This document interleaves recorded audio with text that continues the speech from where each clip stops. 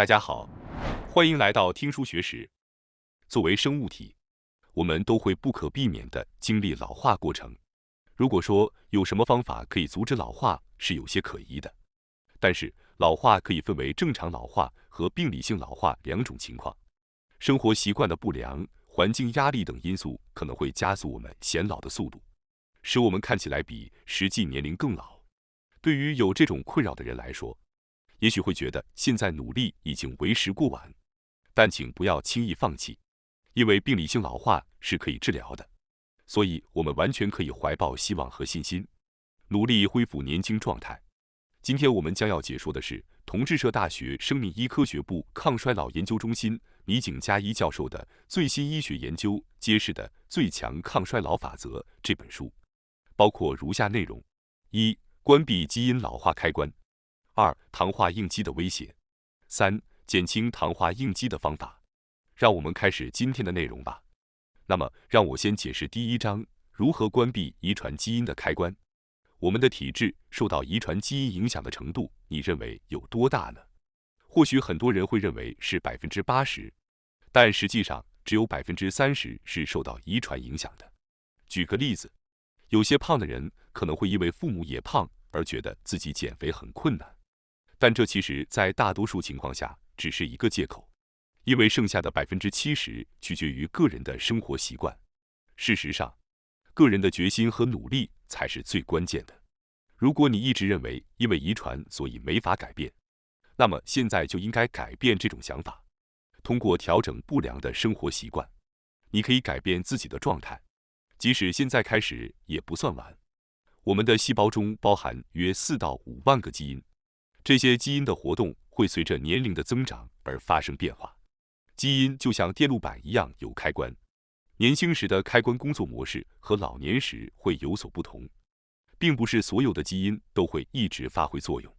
年轻时可能会有开关打开的年轻模式，也可能是老年后开关才打开的老化模式。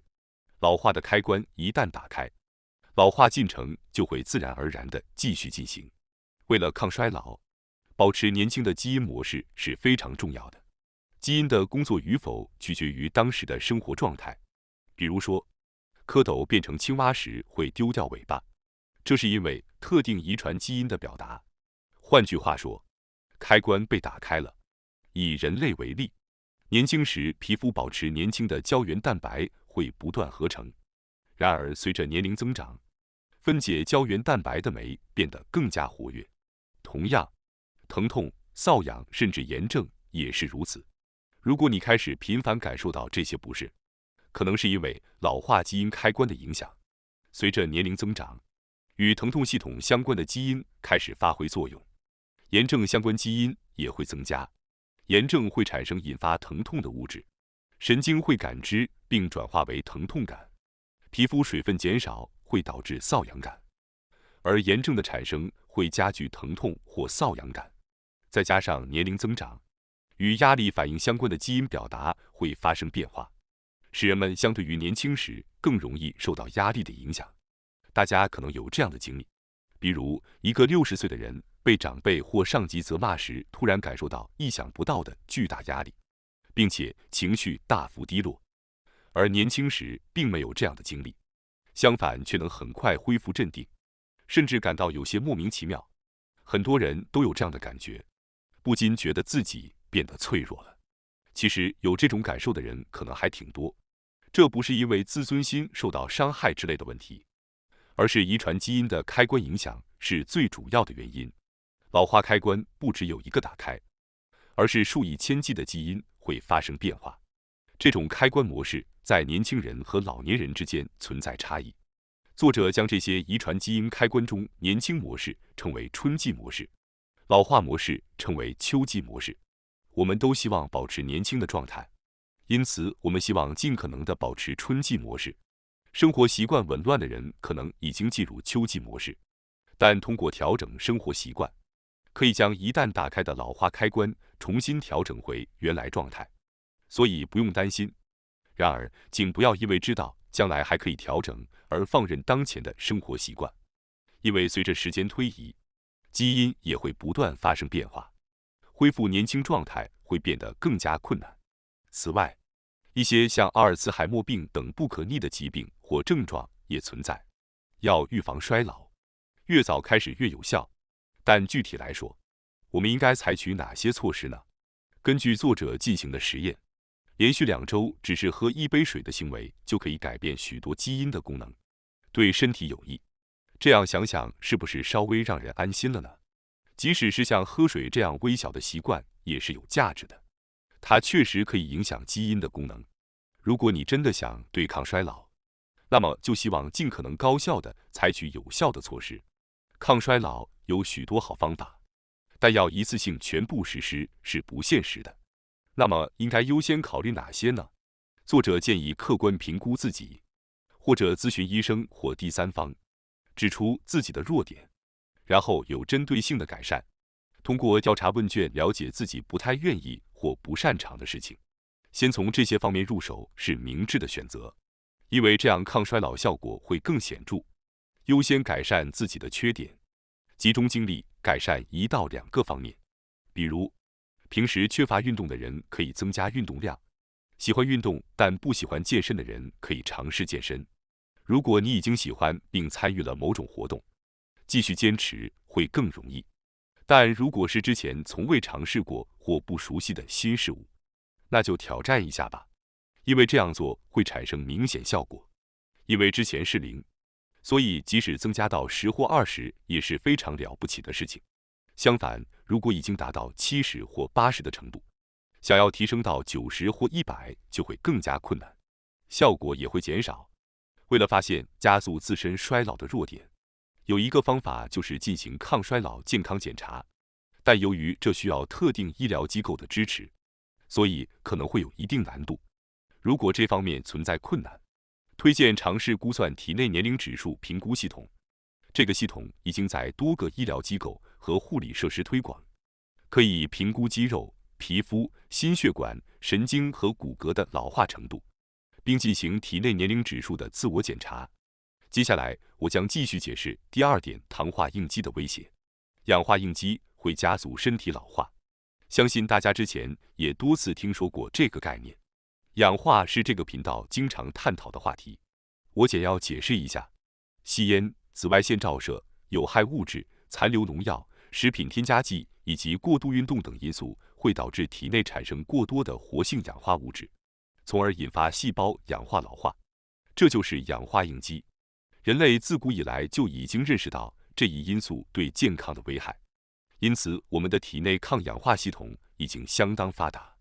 换句话说，我们的身体已经具备一定的抵抗氧化应激的能力。然而，氧化应激是近50到70年来才开始引起关注的问题，这在人类历史中来看是相对较短的时间。相比之下，我们对氧化应激的防御机制还不够清楚。尽管氧化很危险，但实际上糖化的影响更为严重。因此，我想在这里重点谈论一下糖化，因为它是促进衰老的重要原因之一。让我来解释一下糖化的现象。当体内的蛋白质与摄入的食物中的糖分结合时，就形成了糖化的蛋白质。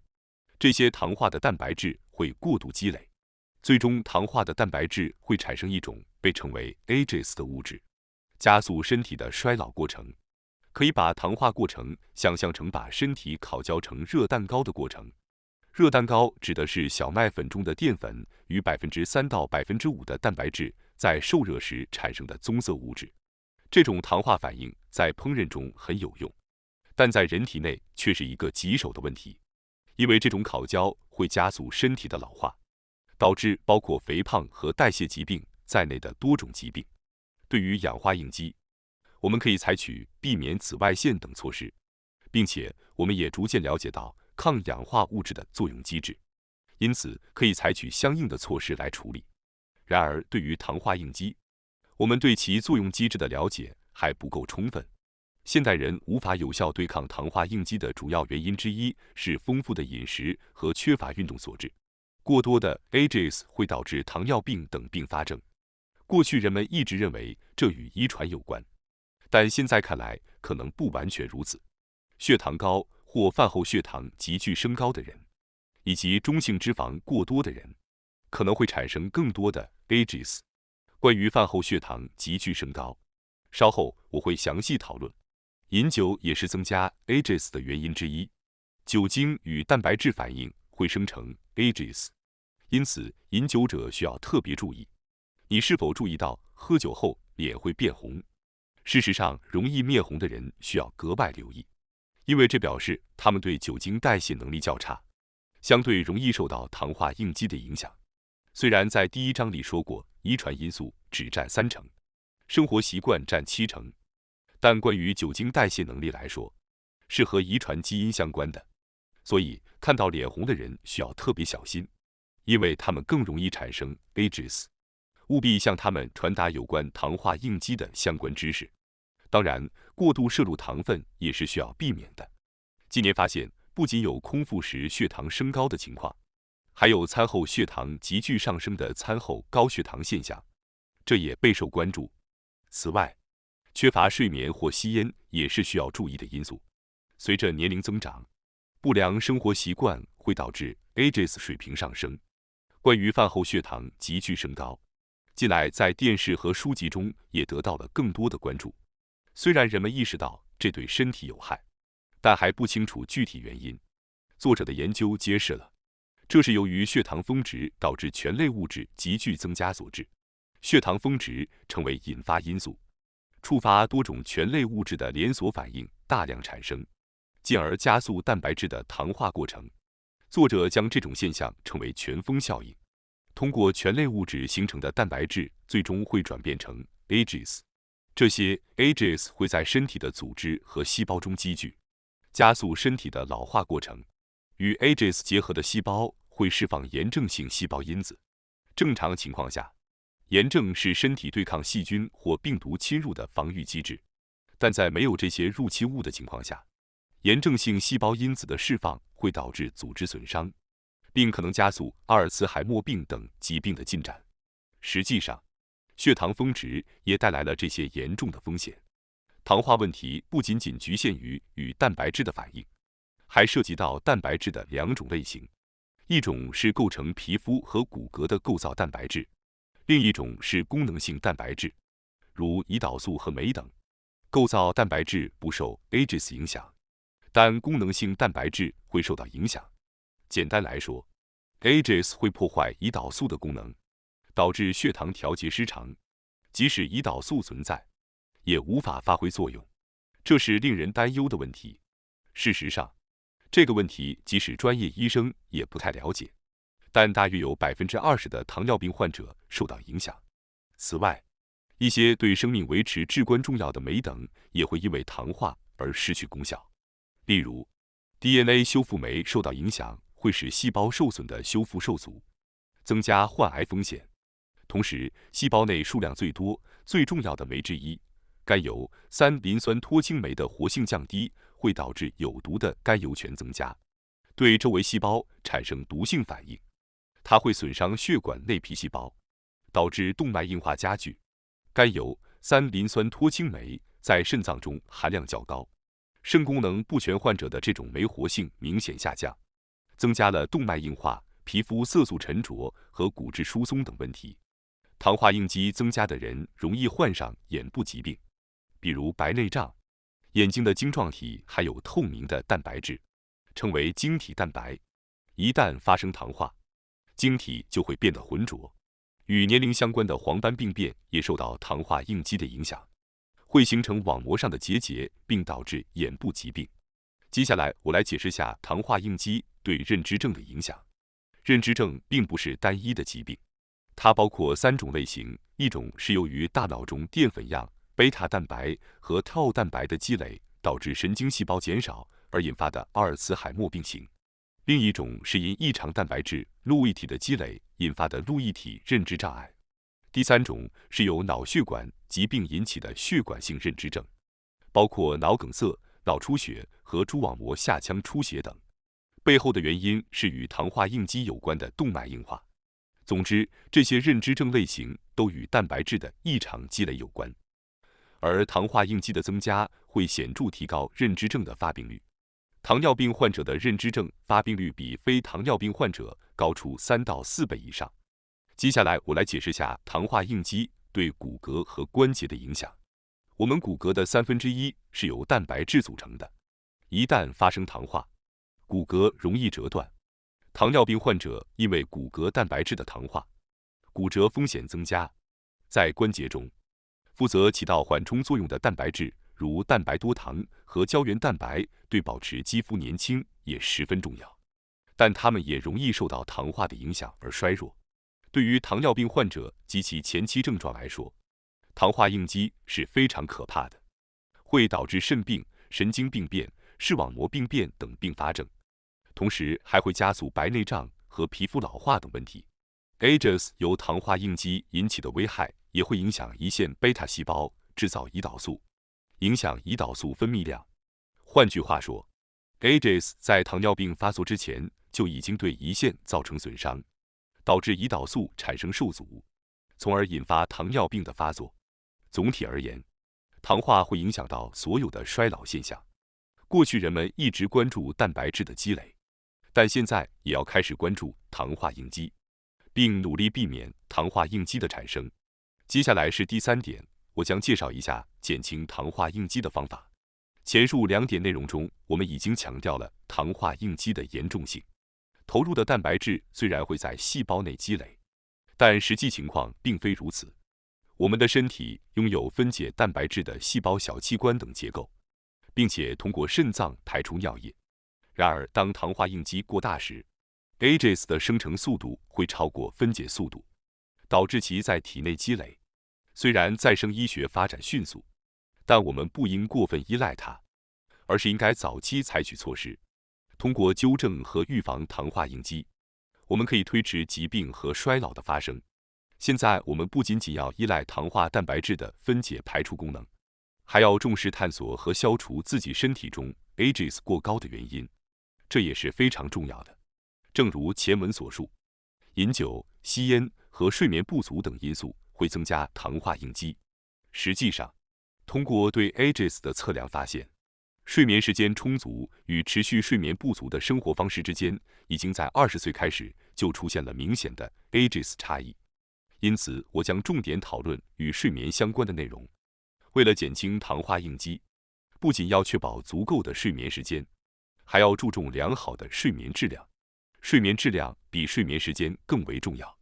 这个观点我们可能已经听过多次，但实际上有多少人能够真正做到呢？接下来我要谈的内容或许能帮助你改变这一点。首先是改善睡眠环境的重要性。当在睡觉时感到噪音过大或稍微刺耳的声音时，会让人感到不安，难以入睡。然而，并不是完全没有声音才是最佳环境。事实上，完全静音也并非理想，因为只能听到自己的心跳声或轻微的声音，反而会产生反效果。